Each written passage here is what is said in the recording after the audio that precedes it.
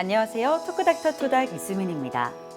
우리가 매일 쓰는 물건도 시간이 지나면 낡고 고장나기 마련이죠. 우리의 몸도 마찬가지입니다. 세월이 흐르면 관절 하나하나, 뼈마디 하나하나에 이상 신호들이 찾아오는데요. 특히 척추는 우리의 몸을 지탱해주고 있기 때문에 작은 무리에도 쉽게 손상되기 쉽습니다. 척추에는 많은 질환들이 발생할 수 있지만 특히 요추관 협착증이 대표적이라고 하는데요. 오늘 토크닥터 토닥에서는 신경외과 전문의 최양문 선생님과 함께 요추관 협착증에 대해 자세히 알아봅니다.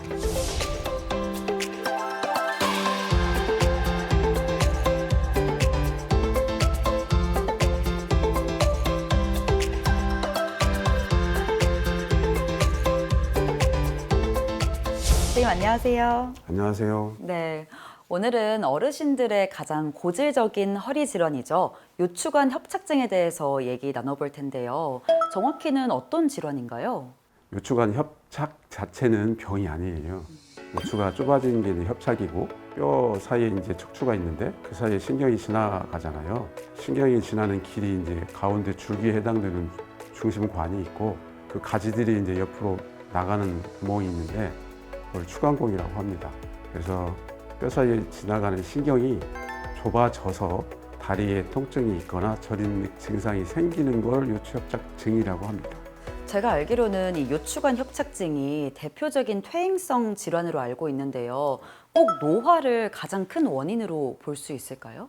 요추관 협착증이 대부분 거의 90% 이상이 노화로 인한 전형적인 퇴행성 질환입니다. 드물게는 이제 선천적으로 피가 왜소하게 태어났었다거나 그리고 아니면 외상에 의해서 뼈에 골절이 있다거나 종양이 발생을 해서 길이 통로가 좁아지는 여러 가지 상황에 의해서 또 발생할 수도 있어요. 선생님, 그럼 이번 시간에는 많은 분들이 요추관 협착증에 대해 궁금했던 점을 함께 살펴보겠습니다. 궁금증 모아모아 베스트 3 시작합니다.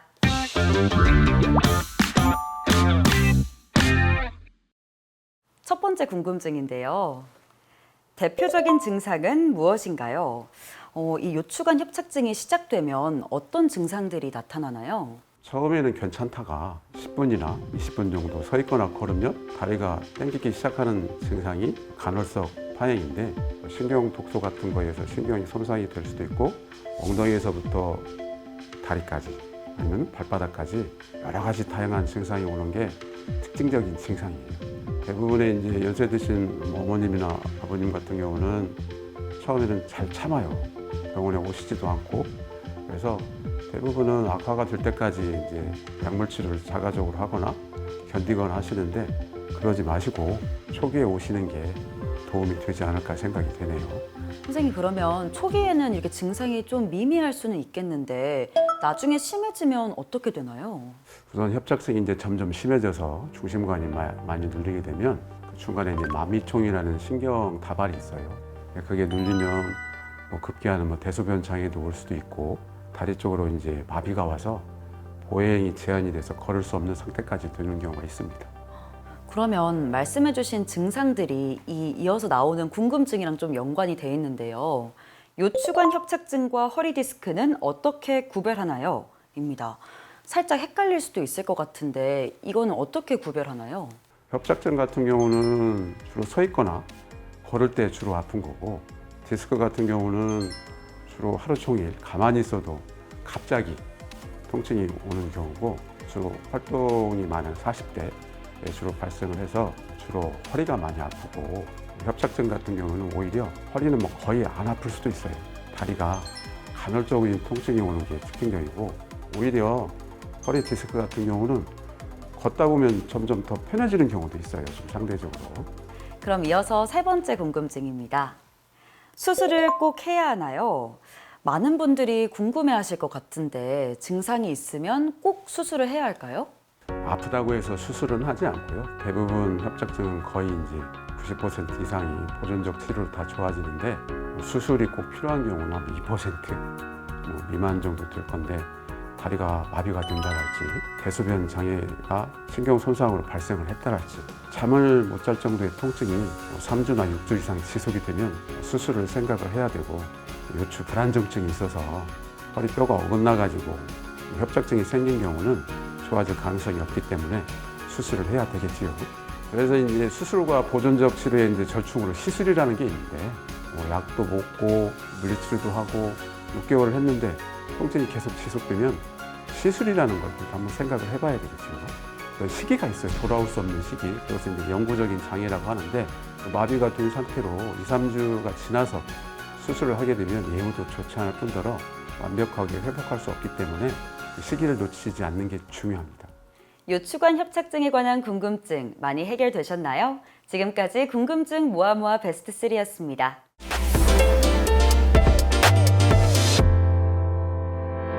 선생님, 수술에도 굉장히 여러 종류가 있다고 들었는데 각각 어떤 차이점이 있는지 그 종류와 차이점을 설명해 주시죠. 신경이 눌렸으니까 풀어주는 감압술, 뼈나 나사못이라는 금속비를 삽입해서 고정을 해야 되는 고정술, 크게 두 가지로 나눌 수가 있고 조금은 수술보다는 좀 경미하지만 좀 덜 심했을 때 하는 시술로 크게 나눌 수 있어요. 그럼 시술에는 어떤 종류들이 있나요?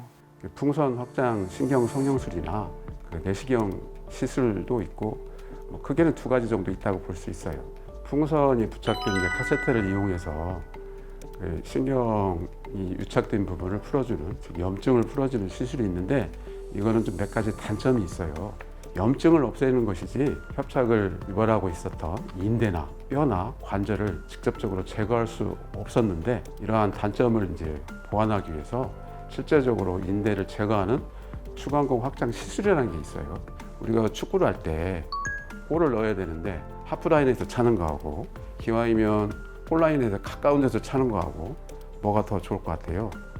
골라인에서 하는 게 조금 더 유리하지 않을까요? 기왕이면 이제 골대고 가까운 곳에서 접근을 하는 게 쉬운 것처럼 어프로치하는 입구가 꼬리뼈를 통해서 했다면 가까운 추간공 바로 옆에서 접근을 하는 거예요. 제거가 잘 됐는지 중간중간에 풍선을 넣어서 좁아진 부위가 넓어졌는지 확인을 할 수 있다는 장점도 있고 예전에는 시술로 제거하기가 힘들었는데 끝이 좀 휘어져 있기 때문에 깊숙이 안쪽에 있는 그 병변까지도 제거가 가능하다는 거예요. 약간은 톱날 같은 날이 있어서 기계적 감압이 가능하다는 장점이 있습니다. 선생님, 그럼 이번 시간에는 환자분들의 실제 사연 속에서 솔루션을 찾아보는 시간인데요. 선생님께서는 사연을 잘 듣고 그에 맞는 진단과 처방을 내려주시면 됩니다. 토닥토닥 솔루션 시작합니다. 첫 번째 사연부터 들려드리겠습니다. 56세 여성분의 사연인데요. 안녕하세요. 저희 어머님은 올해 90세이신데 1년 전부터 다리에 힘이 없고 저리다고 하시더니 얼마 전부터는 혼자 걷기도 어려워지셨습니다. 병원에서 MRI 검사를 받으셨고 여러 부위에 허리 협착증이 심하다는 진단을 받았습니다. 치료를 위해서는 수술이 필요하다는 이야기도 들었는데요. 어머님이 고령이라 수술이 과연 최선의 방법일지 어떤 결정을 내려야 할지 고민이 많습니다. 라는 사연인데요. 고령이라 수술이 쉽지 않을 것 같은데 이런 경우에는 어떻게 해야 되나요? 90 넘으신 부모님을 두신 자식 입장에서 선뜻 수술을 원하지 않는 분은 별로 없을 것 같아요. 그렇다고 통증이 너무 심한데 본인도 괴롭겠지만 지켜보는 자식도 입장은 더 괴로울 거거든요. 이럴 때는 기계적인 감압이 필요해서 우선 풍선으로 좁아진 부위 그리고 지금 있는 증상하고 가장 의심이 되는 부위를 그나마 기계적 감압을 국소 마취만으로 해결하는 게 좀 가장 최선의 방법이 아닐까 그렇게 권해드리고 싶습니다. 수술은 못하고 일단 시술적인 방법으로 좀 당장의 눈앞에 놓인 과제를 해결해야겠네요. 이어서 물리치료나 재활치료를 통해서 나머지 통증도 조금씩 잡아가는 게 순서일까 싶습니다. 그럼 이어서 두 번째 사연입니다. 62세 남성분의 사연인데요. 안녕하세요. 얼마 전 허리 통증 때문에 병원을 찾았다가 요추관 협착증 진단을 받았습니다. 오랫동안 고혈압과 당뇨를 앓고 있어서 치료를 미루고 있는데요. 치료를 계속 미루게 되면 어떤 문제나 합병증이 생길 수 있는지 궁금합니다. 라는 사연인데요. 이렇게 기저질환 때문에 고민하시는 분들이 많을 것 같아요. 이런 경우에는 합병증이 생기진 않을까요? 기저질환이 있을 때는 굳이 수술이 아니어도 그 대안으로 시술이 있기 때문에 시술을 한번 고려해 보는 것도 좋은 방법일 것 같고요. 이것이 6개월이 되고 1년이 지나게 되면 신경 증상이 이제 발생을 해서 다리에 힘이 빠진다거나 감각이 둔해진다거나 여러 가지 신경 증상이 올 수 있기 때문에 할 수 있으면 좀 서둘러서 하는 게 좋을 거라고 생각이 됩니다. 많은 도움 되셨나요? 지금까지 토닥토닥 솔루션이었습니다. 그럼 이번 시간에는 퀴즈를 풀면서 이 요추관 협착증에 대해 좀 더 재미있게 알아보는 시간입니다. 건강상식 능력고사 시작합니다.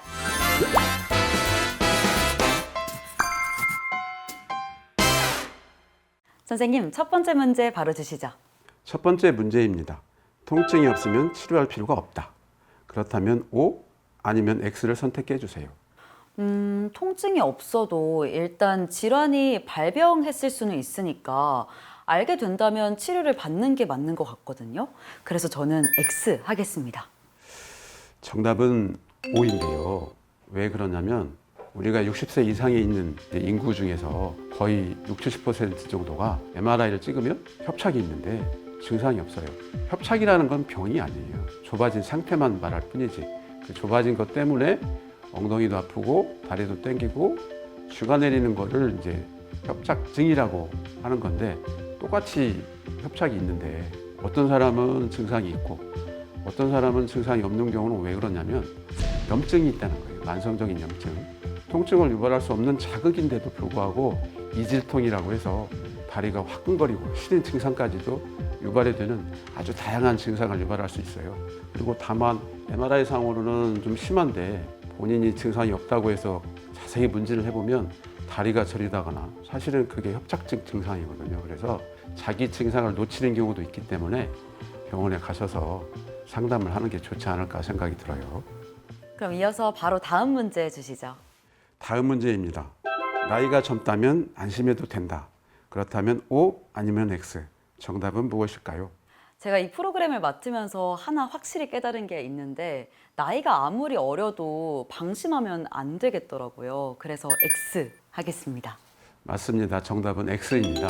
왜 그러냐면 40, 50대 같은 경우는 4, 5%, 그다음에 20, 30대 같은 경우는 1% 정도에서 요추협착증이 발생할 수 있기 때문에 완전히 안심하시면 안 되겠죠. 하지만 크게 걱정할 필요는 없습니다. 드물고 증상 자체가 심하지 않을 수 있어서 걱정은 안 하셔도 됩니다. 그리고 젊은 상황에서 요추협착증이 올 수 있는 고도 비만이랄지 잦은 음주, 그다음에 이제 흡연 등이 이제 원인이 되고 아니면 허리에 이제 기계적 하중이 계속해서 지속되는 그 작업을 하고 계신 분들은 중간중간에 몸을 풀어줄 수 있는 휴식 시간을 갖는 것도 하나의 방편이 될 수도 있어요. 맞아요. 제가 보면 사실 대부분의 질환은 생활 습관 개선만으로도 예방할 수 있는 것 같더라고요. 예. 시청자분들은 정답 많이 맞추셨나요? 지금까지 건강상식 능력고사였습니다.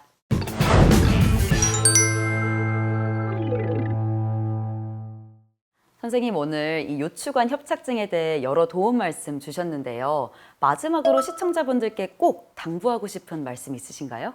어느 질환이나 마찬가지겠지만 가장 중요한 것은 조기 진단과 적절한 관리예요.